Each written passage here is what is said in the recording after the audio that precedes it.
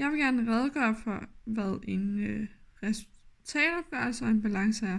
En resultatopgørelse, det er en opgørelse, der viser virksomhedens indtægter og omkostninger, samt overskud eller underskud i en periode. Opbygningen består af virksomhedens indtægter og udgifter, og udgifterne, det kunne være sådan noget som varer og personale og produktionsomkostninger med mere i regnskabsåret. I en resultatopgørelse kommer man frem til virksomhedens resultat før og efter skat. Her ser man årsresultatet for virksomheden. I en resultatopgørelse der er både en toplinje, og det er oppe i toppen af regnskabet, og det viser deres indtægter.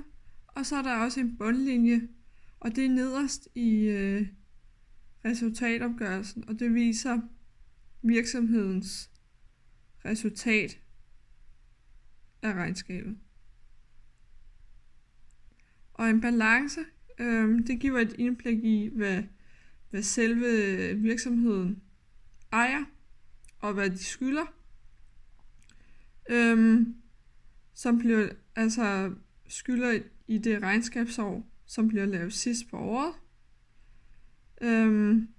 Og her bliver balancen inddelt i, hvad virksomheden har af værdier, og det hedder aktiver, og hvordan deres værdier er betalt, og det bliver så kaldt passiver.